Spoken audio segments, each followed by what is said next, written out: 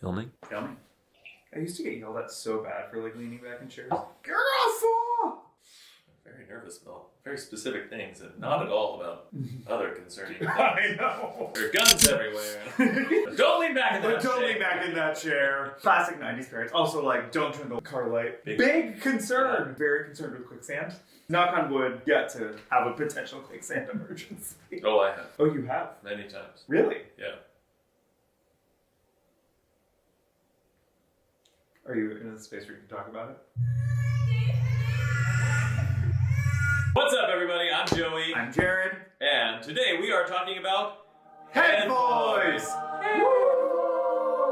So what we want to do today is define how we are thinking about the wide range of head voice sounds. So we can understand them both as singers and as listeners. So it's one of the ways that we start to develop these tools is by developing our critical listening skills so that we can easily identify these sounds that we're trying to create all the time. So we're going to break down the wide range of head voice sounds. And first, we're going to start with defining what we are talking about. So when we are talking about head voice sounds, we're talking about mode 2 sounds. Or mode 1 sounds are chest voice sounds.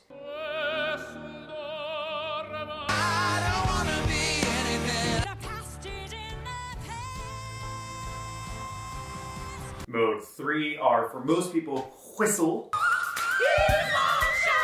And then mode 0 would be fry. So, and that's normally how people count. 2, 1, 3, 0. This is the new math. This is new math. We're talking about mode 2 head voice sounds today and just getting our ears wrapped around these sounds. So there's a wide range and we offer a continuum to help you think about these types of sounds. We're going to start with a genre continuum. So at one extreme end, we've got classical mode 2 sounds.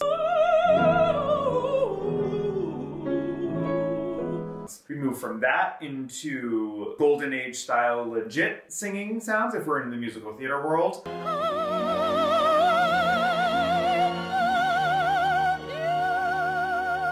Moving from that into contemporary legit sounds.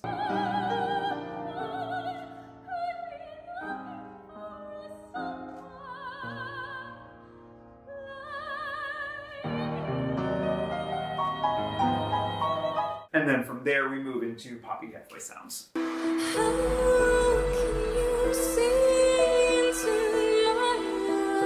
As you can hear, there's a wide range of sounds that happen. And what we care about most is knowing that these are all head voice sounds. Even though they can sound drastically different from one end of the continuum to the next, these are all head voice sounds. And another way we like to help think about it, we have a kind of grid we can create to start to think about them. 2 different continuums. The first is from lofty to talky. If we were to give you some examples of lofty on that end are our classical examples.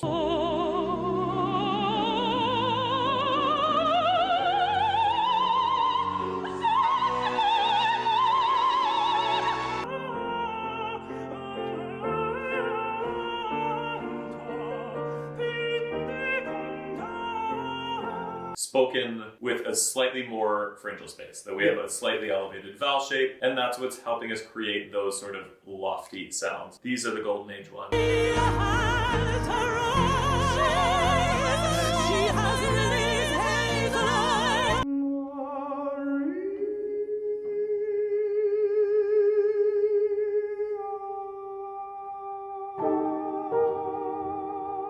Moving all the way to the other end of the continuum, which is talky. Think Beyond My Wildest Dreams and The Little Mermaid. Just look at me and you will see someone beyond her wildest dreams. Or Charlie Puth singing in his head voice in Attention. You just want attention. You don't want my heart. Maybe you just hate the thought of me with someone new.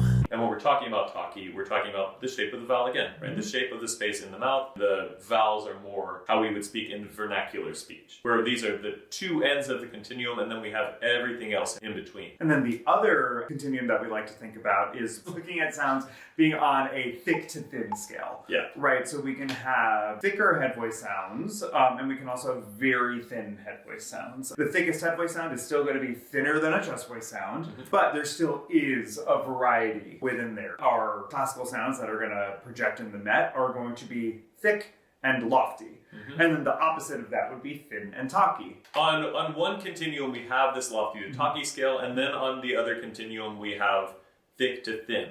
And then within all of these sounds, we can then have some combination of those types of sounds. Our assignment to you is to use these two continuums and start to put together the sounds that you hear on this grid. Yeah. So you're going to have sounds that can be thick and talky, thick and lofty, thin and talky, thin and lofty. And those are going to define all 4 quadrants of our grid here. And then what you can do, listen to some of your favorite singers. You might run into some things here. Most songs are not in one modality. Most songs that we're listening to, especially in the musical theater sphere, are bouncing back and forth between head and chest voice sounds, or you're hearing a huge range of head voice sounds and chest voice sounds in there. And all you want to do is capture a moment, right? Capture a phrase, capture a single note, and then see if you can start to place it on this grid. This is going to help you define and improve your critical listening skills and help you start to hear in real time and categorize these sounds, which is going to make you better at teaching them and is going to make you better at making those sounds as well. And then the big thing we want to identify here is that all of these sounds, we want to be able to make all of them. High voices, low voices, doesn't matter. Everyone's going to be making the full continuum of options in mode 2 sounds. Yeah. And one last terminology thing that we should probably address is that you will hear people refer to falsetto a lot across a lot of